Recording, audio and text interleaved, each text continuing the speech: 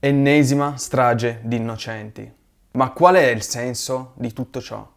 Cosa può portare un essere umano a fare una cosa simile? Partendo da questi presupposti vorrei condividere con voi alcune argomentazioni che ho letto e maturato nel corso di questi anni. Oggi noi occidentali siamo abituati a concepire le religioni come qualcosa di puramente spirituale. Nell'Islam invece non c'è una vera distinzione fra Stato e Chiesa. Difatti l'Islam è più che una semplice religione, ha un vero e proprio sistema legale e politico chiamato Sharia, la legge coranica. E poiché la Sharia deriva dal Corano, non è facoltativa.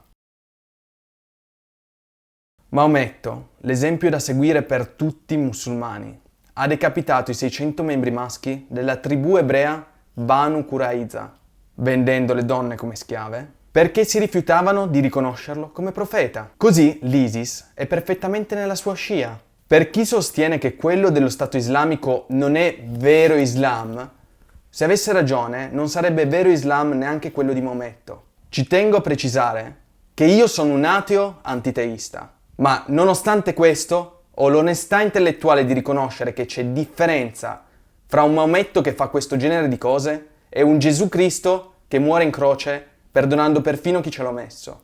C'è differenza fra una religione che ha un sistema legale e politico come la Sharia ed un'altra in cui il profeta stesso disse «Date a Cesare quel che è di Cesare e a Dio quel che è di Dio». Ma certo, il terrorismo islamico non ha niente a che vedere con l'Islam, ma proprio niente, Sulla bandiera i terroristi non hanno la formula della Shahada, ma una filastrocca recitata dall'Ape Maia. La religione a cui pretendono di convertire kuffar con la forza non è l'Islam, ma il confucianesimo. Il loro testo sacro di riferimento non è il Corano, ma il manuale delle giovani marmotte. E il profeta di cui emulano le gesta non è Maometto, ma Topo Gigio. E le prime vittime del terrorismo islamico sono i musulmani stessi. Ignoriamo che il motivo per cui si fanno esplodere dentro le loro stesse moschee è perché hanno scazzi interni da secoli fra sciiti e sunniti. Quante volte avete visto quelle simpaticissime candid camera in cui fanno leggere ai passanti dei versetti dicendogli che è il Corano e poi rivelano «Sorpresa, era l'Antico Testamento, anche noi abbiamo dei versetti violenti». Bisogna tenere conto però che esistono due differenze sostanziali. 1. Per la Bibbia si usa l'esegesi, soprattutto in ambito ebraico, cioè l'analisi e studio del testo su più livelli dove quello letterale non viene mai praticamente considerato o applicato. Un piccolo esempio: la pena di morte prevista nei testi ebraici non è mai stata comminata da un tribunale rabbinico, neppure agli albori dell'ebraismo. L'esegesi nel Corano non esiste, semplicemente perché è vietata. Da questa piccola ma fondamentale differenza ne consegue che i musulmani continuano ad applicare alla lettera quanto scritto nel Corano 1400 anni fa, mentre mi sembra che né ebrei né cristiani lapidino, mutilino, flagellino da diversissimi secoli perlomeno. Quante volte vi hanno messo davanti versetti del genere per affermare che in realtà l'Islam è una religione di pace? Peccato che abbiano usato una tecnica di inganno chiamata omissione. Per esempio, è vero che il Corano dice che uccidere un uomo è sbagliato, ma non dicono che successivamente viene indicato a meno che sia un infedele o un traditore. Nell'Islam esiste un principio chiamato abrogazione. Difatti, le prime rivelazioni ricevute da Maometto, quando aveva appena iniziato la sua carriera di profeta e si trovava alla Mecca, in un periodo in cui i musulmani erano molto vulnerabili, sono, in generale, tolleranti e pacifiche. Le posteriori sure medinesi, rivelate dopo che Maometto si proclamò capo di un esercito, sono invece aggressive e violente e abrogano o sovrascrivono le pacifiche. Muhammad Taha, un grande pensatore musulmano, propose per ammodernare l'Islam di separare le sure meccane da quelle medinesi e tenere in considerazione solo le prime, più pacifiche. Fu per questo impiccato nel 1985 per eresia. Sì, avete sentito bene, 1985. La jihad non significa guerra santa, ma sforzo per migliorarsi.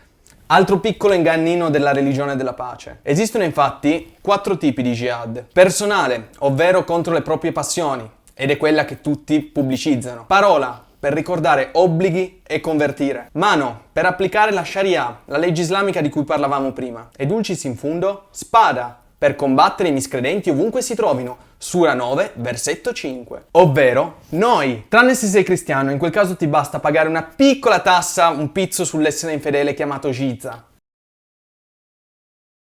Ma io conosco il kebabaro sotto casa, è una persona deliziosa. Non ha mai cercato di sgozzarmi. Ma difatti ci sono, per fortuna, un sacco di musulmani che fanno cherry picking. Cioè, prendono solo le cose che gli fanno comodo e dicono, vedi, questa è la mia religione. Scegliendo magari di non seguire alla lettera la Sharia. Ma qualsiasi credo che comporti obbedienza a dogmi è per definizione un abdicare al proprio libero arbitrio per diventare lo strumento di applicazione dei dogmi. Chi dà la precedenza al proprio libero arbitrio nell'agire, ovvero antepone il proprio pensiero all'applicazione del dogma, per definizione non è un buon credente. Vale anche per i dogmi cristiani ed ebrei, naturalmente. Ergo, un musulmano che sia autenticamente moderato non è per definizione un buon musulmano o non è musulmano affatto.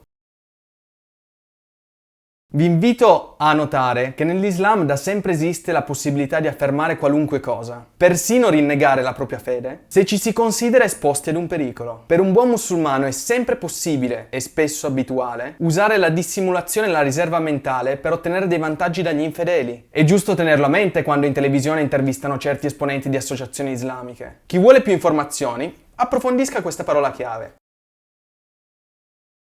Ma voi preferireste un dottore che vi dice chiaramente lei ha un tumore o uno che vi dice tumore, non generalizziamo, ci sono altri miliardi di cellule sane nel suo corpo. Anche durante la seconda guerra mondiale, nella Germania nazista, un sacco di tedeschi erano sicuramente persone deliziose, mentre intanto quelli in uniforme nazista che facevano stragi nei campi di concentramento erano una minoranza, forse neanche l'1%. Il problema era, ed è ancora oggi, la connivenza con una determinata ideologia o religione. Sono gli estremisti che uccidono e sono sempre stati gli estremisti ad influenzare le cosiddette maggioranze pacifiche una volta preso il potere. È stato così in Germania durante il nazismo, in Cina durante la rivoluzione culturale, in URSS durante il comunismo. Le maggioranze pacifiche sono sempre state irrilevanti, proprio a causa della connivenza con una determinata ideologia. È profondamente sbagliato ridurre tutto alla sfera dell'irrazionale. Ed è ciò che si fece con Hitler. È un pazzo, si diceva. Ma quante persone fecero proprie e realizzarono le idee di quel pazzo? I nazisti erano tutti malati psichiatrici? I terroristi islamici sono tutti malati psichiatrici? La storia si ripete, ma molti non lo capiscono. Bisogna avere l'onestà di riconoscere che nonostante la maggior parte dei musulmani non sia né violenta né fanatica, il fanatismo religioso oggi è tutto targato Islam. E che quando un cosiddetto squilibrato uccide nel nome di un dio, si tratta sempre di Allah. Spiegatemi perché si giustifica l'estremismo religioso con le azioni dell'Occidente. In Nigeria l'estremismo islamico esiste, eppure la Nigeria non ha né bombardato nessuno né fatto le crociate. Nelle Filippine? Idem, ma cosa mai avranno fatto i filippini e i musulmani? Perfino in Cina hanno problemi con i musulmani. Avete mai sentito dei cinesi che bombardano l'Iraq? I russi hanno da sempre avuto problemi con l'Islam. Avete mai sentito parlare di crociate russe? E l'India? Qual è la sua colpa? E per chi cita il colonialismo, perché gli arabi non colonizzavano? Mai sentito parlare della tratta araba degli schiavi? Inoltre, per chiunque porti ancora le crociate come argomento, guardate questa immagine e confrontate le crociate con 1400 anni di espansione musulmana. Per i sessantottini, vi ricordate i mangiapreti? Che fine hanno fatto? Trovo irritante che alcuni esponenti della sinistra, con la pretesa di ergersi a paladini del multiculturalismo, si improvvisino avvocati di una religione che non conoscono. Ma poi proprio quella sinistra che per decenni ha combattuto battaglie sociali e civili per la laicità, adesso si sceglie come religione mascotte l'Islam. Al destino non manca proprio il senso dell'ironia. La domanda che dobbiamo chiederci è: chi difenderà l'Europa se i governi non sono in grado di farlo? E adesso torniamo a combattere il terrorismo con immagini di profilo e gessetti colorati. Con tutto il sangue che è stato versato per strada, c'è un bel po' da colorare.